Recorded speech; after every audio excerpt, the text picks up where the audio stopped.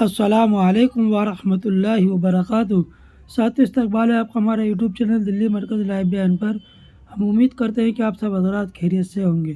ساتھی حیات الصحابہ ہم آپ کے سامنے رکھ رہے ہیں، یہ 23 نومبر کی ہے، اور اس کو حیات الصحابہ کو جو بیان فرما رہے ہیں وہ عالمی امیر حضرت جی مولانا سعد صاحب ہیں۔ تو آئیے ساتھی ہمارا آپ مل کر سنتے ہیں اس حیات الصحابہ کو، حضرت جی کیا فرماتے ہیں اس حیات الصحابہ کے اندر۔ اليمان رضي الله تعالى عنه وأخرج أبو نعيم بن الحجية عن أبي الطفيل أنه سمع حذيفة رضي الله عنه يقول: يا أيها الناس لا تسألوني فإن الناس كانوا يسألون رسول الله صلى الله عليه وسلم. قال: يا أيها الناس ألا تسألوني فإن الناس كانوا يسألون رسول الله صلى الله عليه وسلم عن الخير وكنت أسأله عن الشر أفلا تسألون عن ميت الأحياء. فقال: إن الله تعالى بعث محمدا صلى الله عليه وسلم فدعا الناس من الضلالة إلى الهدى ومن الكفر إلى الإيمان، فاستجاب له من استجاب، فحيي بالحق من كان ميتا ومات بالباطل من كان حيا. ثم ذهبت النبوة فكانت الخلافة على منهاج النبوة، ثم يكون ملكا عضوضا.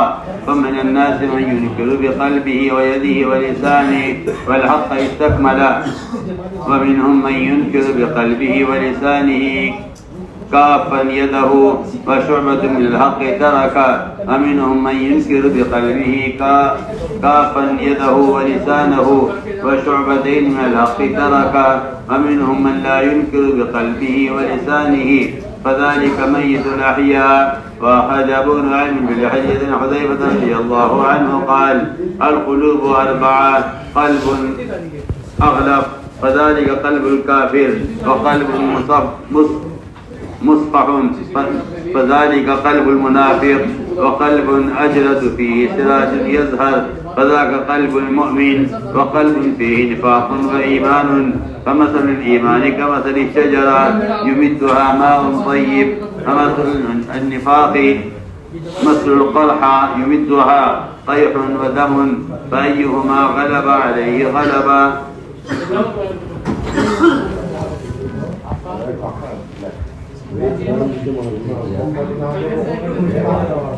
میرے دوستو، عزیز و بزرگو، آدمی واعظ کیسے بنتا ہے؟ واعظ اپنی بادشاہ سے نہیں بنتا، واعظ بنتا ہے ایک دین کے تقاضوں میں اپنے آپ کو خطرات میں ڈالنے سے، اور دین و دعوت کے میدان میں ہدایات کی پابندی اور امانت داری، اس سے آدمی واعظ بھی بنتا ہے اور اس سے آدمی قابل اعتماد بھی بن جاتا ہے۔ آپ صلی اللہ علیہ وسلم کے ایسے امین اور معتمد صحابی ہیں کہ آپ صلی اللہ علیہ وسلم نے ان کو منافقین کے نام بتائے۔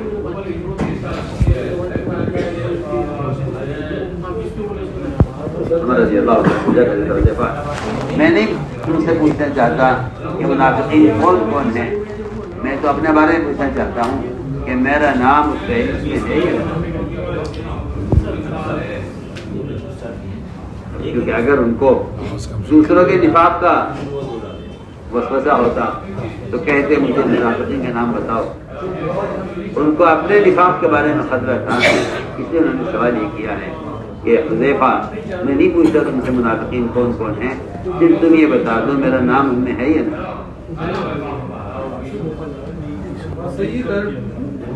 حذیفہ رضی اللہ تعالیٰ عنہ آپ صلی اللہ علیہ وسلم کے ایسے معتمد اور ایسے رازدار عادی ہیں، لیکن یہ اعتماد کیسے پیدا ہوا؟ جب یاد رکھو، کام کرنے والا وہ طبقہ جو بر وقت تقاضوں پر چلے گا وہ قابل اعتماد بھی ہوگا اور ہدایت پر عمل کرنے کی وجہ سے اور میدان میں ہونے کی وجہ سے وہ کام کی نیچ کو اور کام کے اصول کو زیادہ سمجھے. حذیفہ رضی اللہ تعالیٰ آپ صلی اللہ علیہ وسلم نے فرمایا جاؤ حذیفہ میدان کا حال دیکھ کر آؤ. حذیفہ رضی اللہ تعالیٰ کا نام بہت آدمی آیا. آپ صلی اللہ علیہ وسلم نے یہاں تک فرما دیا کہ جو اس وقت دشمن کا حال معلوم کر کے آئے گا وہ جنت میں میرے ساتھ ہوگا. اتنا خطرناک موقع تھا اور اتنی سخت سردی تھی کہ اتنی بڑی پیشکش اتنے بڑے وعدے پر بھی کوئی صحابی تیار نہیں ہوا. ہے سنت میں کہ اگر ترغیب کے بعد تقاضے پر کوئی تیار نہ ہو تو پھر امیر کو اور نبی کو اس کا حق ہے کہ وہ نام لے کر کسی کو کہے کہ آپ کو یہ کام کرنا ہے. لیکن وہ یہ نہ کرے تو پھر تقاضے ضائع ہو جائیں گے اور جو شخص نام لینے کے بعد کھڑا ہو جائے گا اللہ تعالیٰ ایسے شخص کو غیبی مددوں کا نصرتوں کا مشاہدہ بھی کرائے. چنانچہ آپ نے ترغیب دی صحابہ کو یہ کون ہے اس وقت جو میدان کا حال دیکھ کر آئے وہ جنرل میرے ساتھ ہوگا. اتنی بڑے وعدے کے بعد بھی کوئی کھڑا نہ ہوا. کسی کی ہمت نہیں تھی کہ دشمن کی طاقت اور قوت اور سردی کی شدت وہ نکلے باہر. حذیفہ کھڑے جاؤ دشمن کا حال معلوم کر کے آؤ اور یہ کہہ کر بھیجا کہ کوئی نیا کام خود مت کرنا چاہے تمہیں کیسا بھی موقع میدان میں ملے. فرماتے ہیں کہ میں حکم پر نکلا آپ کے مجھے پورے راستے ایسا محسوس ہو رہا تھا گویا میں گرم حمام میں چل رہا ہوں. مجھے سردی کا کوئی احساس نہیں تھا بلکہ میدان میں چلتے ہوئے مجھے گرمی محسوس ہو رہی. وہاں پہنچے تو دیکھا تو ساری مشرکین کی فوج کے سپہ سالار ابو سفیان وہاں ہاتھ ڈال رہے تھے ہاتھ پر. ان کا موقع اچھا ہے اسے قتل کرتے چلو ان کا سپہ سالار مارا جائے گا دشمن کے پاؤں کھڑ جائیں گے. حالانکہ قتال ہو رہا ہے جنگ ہو رہی ہے دشمنی کفار دشمنی پر اور مقابلے پر پڑے ہوئے ہیں میدان میں. لیکن جب ارادہ کیا ان کے قتل کا تو خیال یہ آیا کہ مجھ سے آپ نے فرمایا تھا حذیفہ نیا کام کہ میں نے آپ سے ہدایت پر عمل کیا اور میں نے باوجود قدرت ہونے اور موقع ہونے کے باوجود میں نے ان کو قتل نہیں کیا. اللہ کے فرمایا کہ بس میدان دے کر آ جاؤ کو نیا کام کرنا. حالانکہ یہ ایسا موقع تھا کہ اس موقع کو گنوا دینا وہی کر سکتا ہے جو آپ نے وسلم کی ہدایت آپ نے آپ کو پابند سمجھے. وہاں سے واپس کرے تو 20 فرشتے گھوڑوں پر سوار ہوا میں باندھے ہوئے جب کو ملے ملاقات ہوئی فرشتوں سے.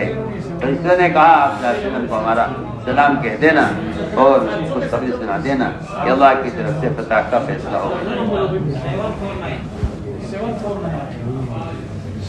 یاد کر رہے ہیں کہ جو تقاضوں پر کھڑے ہوتے ہیں اور میدانوں میں ہدایت کے مطابق کام کرتے ہیں وہ غیبی مددوں کا مشاہدہ کرتے ہیں اپنی آنکھوں سے.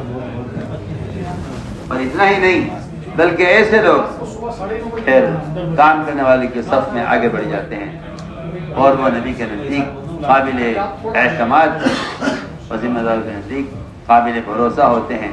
پھر ان کو رات کی باتیں بتائی جاتی ہیں. یہ تھے حذیفہ رضی اللہ تعالیٰ وہ جانتے ہیں کہ زندہ کون ہے مردہ کون ہے. جانتے ہیں کہ زندہ کون ہے مردہ کون ہے وہ جو زندوں کے درمیان مردہ ہیں اور کون ہے وہ جو مردوں کے درمیان زندہ ہیں. اس کا فرق بتا رہے ہیں حذیفہ رضی اللہ تعالیٰ اپنی اس نصیحت میں. فرماتے ہیں ابو طفیل کہ میں نے سنا حذیفہ رضی اللہ عنہ فرماتے ہوئے اے لوگوں تم مجھ سے سوال کیوں نہیں کرتے، مجھ سے پوچھتے کیوں نہیں؟ تو بات اصل یہ ہے کہ تمام لوگ اور صحابہ تو آپ صلی اللہ علیہ وسلم سے خیر کے بارے میں سوال کیا کرتے تھے، اور میں فتنوں کے بارے میں، بلا فتنہ پیش آئے گا تو کیا کریں، بلا فتنہ پیش آئے تو کیا کریں، اور کیا فتنہ آئندہ پیش آنے والے ہیں، لوگ آپ سے خیر کے بارے میں سوال کیا کرتے تھے اور میں آپ سے شر اور فتنوں کے بارے میں پوچھا کرتے تھے، کیونکہ صرف وعدے آدمی کو معلوم ہوں، وعیدے معلوم نہ ہوں، تو آدمی صرف وعدے معلوم ہوں، وعیدے معلوم نہ ہوں تو استقامت نہیں ہو سکتی۔ یہ ترغیب و ترہیب دونوں پہلو برابر رہنے چاہیے۔ ترغیب سے آدمی کے اندر شوق پیدا ہوتا ہے اور ترغیب سے آدمی کے اندر استقامت پیدا ہوتی ہے۔ اگر ترغیب نہ ہو تو صرف ترغیب استقامت کے لیے کافی نہیں ہے۔ چنانچہ حذیفہ رضی اللہ عنہ آپ سے شر کی باتوں کو، فتنے کی باتوں کو آپ سے پوچھا کرتے ہیں۔ فرمایا کہ صحابہ کرام سے حذیفہ نے کہ تم اسے پوچھتے نہیں ہو کہ زندوں کے درمیان مردے کون ہیں؟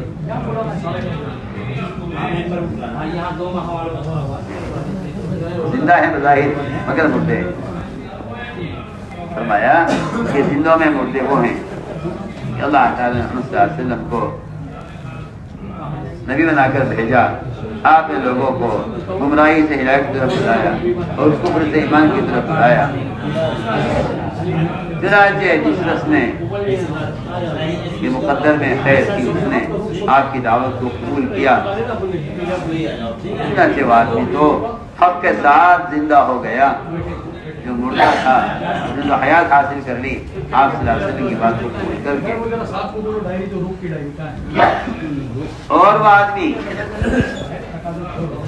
جو زندہ تھا اس نے باطل کا اتباع کر کے اس نے موت کی اختیار کر دی۔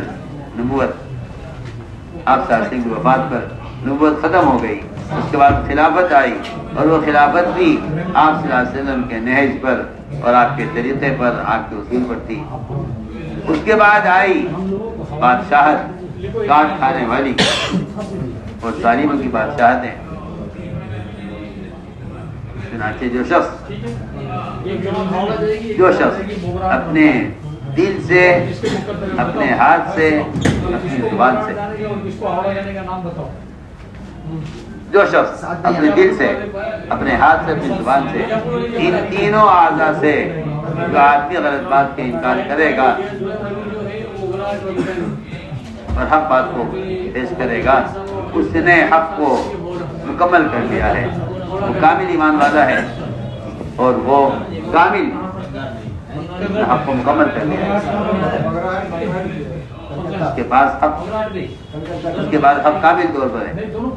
اور جو شخص کسی گناہ والی چیز کو دیکھ کر اپنے دل سے اور اپنی زبان سے تو اس کا انکار کرتا ہے، لیکن اپنا ہاتھ روکے ہوئے ہے اس سے، کیونکہ لوگ ہاتھ روکنے کو صرف قتال سمجھتے ہیں۔ یہ بھی ایک بات بہت کرنے کی ہے کہ اگر قتال نہیں ہے تو گویا ہاتھ سے منکر کے بدلنے کا اور منکر کو ختم کرنے کا گویا زمانہ ختم ہو جائے، ایسا نہیں ہو سکتا۔ اس لیے کہ جہاد کی جو حضرت علی کے رضی اللہ عنہ قول، جہاد 3 قسم کا ہے، ہاتھ سے اور زبان سے اور دل سے۔ تو ہاتھ سے جہاد وہ صرف قتال نہیں ہے، صرف قتال کا اپنا درجہ، اس کی فضیلت، وہ اس کا تقاضا، اس کی ضرورت سب اپنی جگہ مسلم انکار نہیں ہے، لیکن ہاتھ سے ہر کوشش قتال نہیں ہے۔ اگر کوئی شخص کسی کو منکر سے ہاتھ کے ذریعے اس طرح بدل دیتا ہے کہ اس کو اٹھا کر مسجد میں لے آئے ہاتھ پکڑ کر، تو میں کہتا ہوں کہ یہ ہاتھ سے منکر کے بدلنے کی سب سے اعلیٰ شکل ہے، اور یہ سب سے اعلیٰ ایمان ہے، اور یہ ایمان کا اعلیٰ درجہ ہے، اور یہ کامل جہاد ہے۔ تو اس نے حق کو کامل کر لیا ہے، جس نے ہاتھ سے جہاد کر لیا ہے۔ ہاتھ سے جہاد کا مطلب صرف تلوار اور قتال نہیں ہے، کیونکہ آپ کو اگر اشکال ہو اس پر تو حدیث آپ کے سامنے ہونی چاہیے، جس میں فرمایا صلی اللہ علیہ وسلم نے یہ جو کشتی میں سوراخ کرے، اگر اس کے ہاتھ آپ نے نہ پکڑے تو سب کے سب غرق ہو جائیں گے۔ یہ ہاتھ کا جہاد ہے۔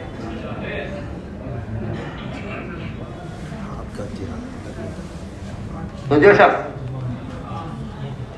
کسی غلط بات کا انکار دل سے بھی کر رہا ہے، یعنی دل میں کڑھن ہے، یہ مطلب ہے اس کا، اور اپنی زبان سے بھی انکار کر رہا ہے لیکن ہاتھ کو روکے ہوئے ہے، تو گویا اس نے حق کا ایک حصہ اس نے چھوڑ دیا۔ اس زمانے کے لوگوں پر تو حیرت ہے کہ وہ بیچارے قلم سے جہاد کرنے کو ہاتھ سے جہاد سمجھتے ہیں،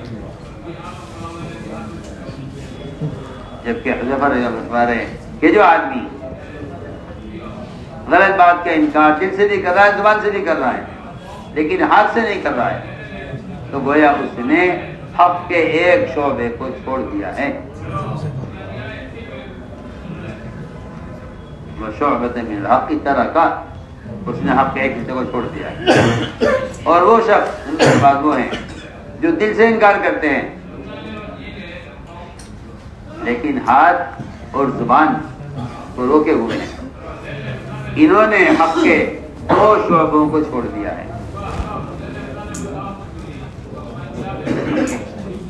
دو شعبے چھوڑ دیے ہیں، بہت اہم روایت ہے، اگر کوئی اس کو سمجھے اور بڑی اہم بات ہے رضی اللہ تعالیٰ عنہ۔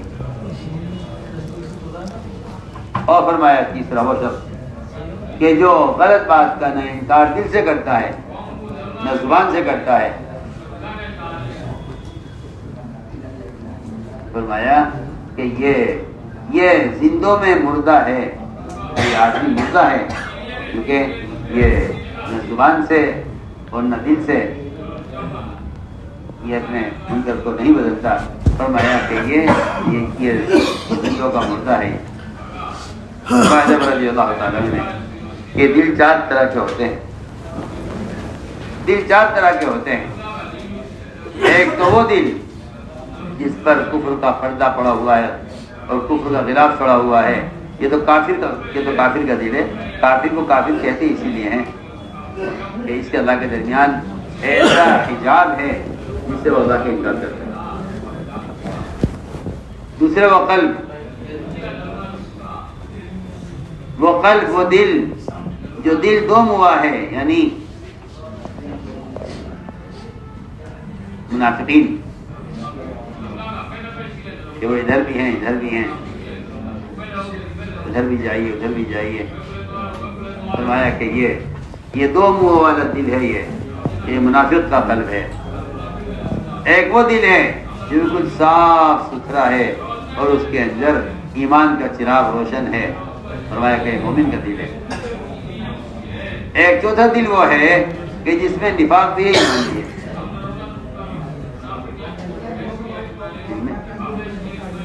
نفاق بھی ہے ایمان بھی ہے، دونوں۔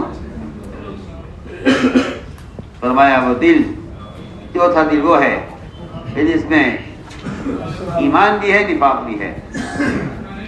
فرمایا کہ ایمان کی مثال اس درخت کی طرح ہے جس درخت کو بہت عمدہ میٹھا پانی دیا جائے اور وہ اس عمدہ پانی سے وہ درخت بڑھتا رہے۔ فرمایا اور نفاق کی مثال اس پھوڑے کی ہے جس پھوڑے کے اندر، جس پھوڑے کو بڑا کرتا ہے اس کے اندر کی پیپ اور خون، جس سے پھوڑا بڑا ہوتا رہتا ہے، اندر وہ پیپ اور خون کی وجہ سے بڑھ رہا ہے۔ یہاں یہ ایمان کا درخت یہ عمدہ پانی سے بڑھ رہا ہے، اور وہاں کے جو بوڑا پھول رہا ہے وہ پھول رہا ہے اندر کے خون سے اور قے سے، خون سے اور پیپ سے۔